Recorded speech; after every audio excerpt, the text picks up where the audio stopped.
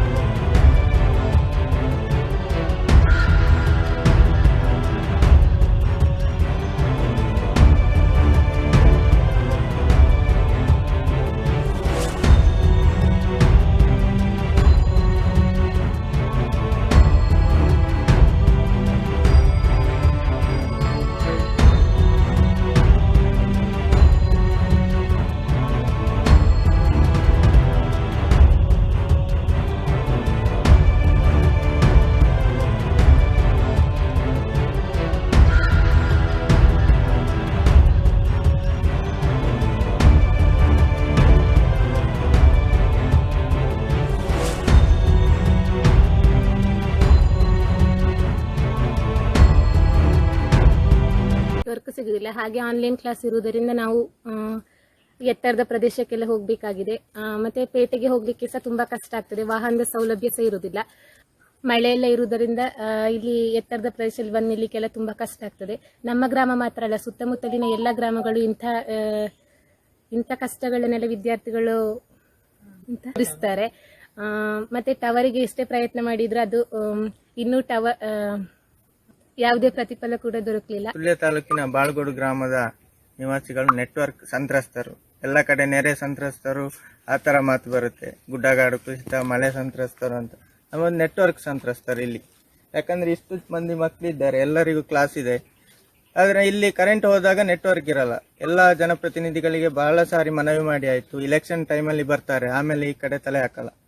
ಆ ತರ ಪರಿಸ್ಥಿತಿ ಇದೆ. ಆರೋಗ್ಯ ಸಮಸ್ಯೆ ಬಂದ್ರೆ ಅಥವಾ ಇನ್ಯಾವುದೇ ರೀತಿಯ ಸಮಸ್ಯೆ ಬಂದರೂ ಕೂಡ ಒಂದು ಫೋನ್ ಮಾಡಬೇಕು ಯಾರಿಗಾದ್ರೂ, ವೆಹಿಕಲ್ಗೆ ಅಥವಾ 108ಗೆ ಕರೆ ಮಾಡಬೇಕಂದ್ರೂ ನೆಟ್ವರ್ಕ್ ಇರಲ್ಲ. ಇಂಥ ಸಂದರ್ಭದಲ್ಲಿ ಇಲ್ಲಿಗೊಂದು ತುರ್ತಾಗಿ ಮೊಬೈಲ್ ಸಂಪರ್ಕ ನೀಡುವಂತಹ ಯಾವುದಾದ್ರೂ ನೆಟ್ವರ್ಕ್ ಅಳವಡಿಸುವುದು ಬಹಳ ಅಗತ್ಯ. ಇದು ನಮ್ಮ ಏಕಪಕ್ಷ ಆಡಳಿತ ಬಹಳ ಒಂದು 25-30 ವರ್ಷಗಳಿಂದ ಬರ್ತಾ ಇದೆ. ಆದರೆ ನೆಟ್ವರ್ಕ್ಗೆ ಸಂಬಂಧಪಟ್ಟ ಹಾಗೆ ಬಹಳಷ್ಟು ಮನವಿ ಮಾಡಿದ್ದೇವೆ. ಯಾವುದೇ ರೀತಿಯ ಪ್ರಯೋಜನ ಇದುವರೆಗೆ ಆಗಿಲ್ಲ. ಇವತ್ತು ನಮ್ಮ ದಕ್ಷಿಣ ಕನ್ನಡ ಜಿಲ್ಲೆಯ ಕೊನೆಯ ಗ್ರಾಮ ನಮ್ಮ ಬಾಳುಗೋಡು ಗ್ರಾಮ. ಇದು ಕಳೆದ 25 ವರ್ಷಕ್ಕಿಂತಲೂ ಹೆಚ್ಚು ಒಂದೇ MLA, ಒಂದೇ MP ಇಂದ ನಾವು ಸತತವಾಗಿ ಅವರನ್ನು ಅಭ್ಯರ್ಥಿಯನ್ನಾಗಿ ಮಾಡಿದ್ದೇವೆ. ಆದರೆ ಇವತ್ತು ನಮ್ಮ ಮೂಲಭೂತ ಸೌಕರ್ಯಗಳಾದಂಥ ರಸ್ತೆ ಮತ್ತು ಮೊಬೈಲನ್ನು ನೆಟ್ವರ್ಕ್ ಇಲ್ಲದೆ ನಾವು ಇಂದು ಅನುಭವಿಸುವಂಥ ಒಂದು ಸ್ಥಿತಿ ಬಂದಿದೆ. ಇವತ್ತು ಕೇಂದ್ರ ಸರ್ಕಾರ ಹೇಳ್ತದೆ ನಮಗೆ ಡಿಜಿಟಲ್ ಇಂಡಿಯಾ ಆಗಬೇಕು ಅಂತ. ಆದರೆ ಇಲ್ಲಿ ನೆಟ್ವರ್ಕ್ ಇಲ್ಲದೆ ಇಲ್ಲಿ ಯಾವುದೇ MPಗಳಾಗಲಿ MLAಗಳಾಗಲಿ ನಮಗೆ ಇಲ್ಲಿ ಸಹಕರಿಸ್ತಾ ಇಲ್ಲ.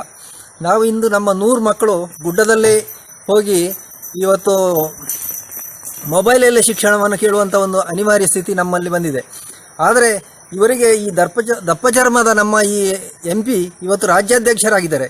ಇವರಿಂದು ಸರ್ಕಾರದಿಂದ ನಮಗೆ ನೆಟ್ವರ್ಕ್ ಮಾಡಿಕೊಡೋದು ಬೇಡ, ಆದರೆ ಖಾಸಗಿ ಸಂಸ್ಥೆಯವರು ಇವತ್ತು ನಮಗೆ ನೆಟ್ವರ್ಕ್ ಅನ್ನು ಮಾಡಿಕೊಡುವಂಥ ವ್ಯವಸ್ಥೆಯನ್ನು ಮಾಡಿದ್ದಾರೆ. ಇವರಿಗೆ ಒಂದು ಶಿಫಾರಸು ಮಾಡಲು ಕೂಡ ನಮ್ಮ ಈ ಗ್ರಾಮಕ್ಕೆ ಒಂದು ಅರ್ಹತೆ ಇಲ್ಲದಂಥ ಒಂದು MP ಇವತ್ತು ನಮ್ಮ ಕ್ಷೇತ್ರದವರು ಆಗಿದ್ದಾರೆ. ಇವರಿಗೆ ಇನ್ನಾದರೂ ಒಂದು ಬುದ್ಧಿ ಬಂದು ನಮ್ಮ ಗ್ರಾಮಕ್ಕೆ ಒಂದು ಮೂಲಭೂತ ಸೌಕರ್ಯವನ್ನು ಒದಗಿಸಿಕೊಡಲಿ ಅಂತ ನಾವು ಅವರಲ್ಲಿ, ನಮ್ಮ ಗ್ರಾಮದ ಎಲ್ಲ ಜನರವರಲ್ಲಿ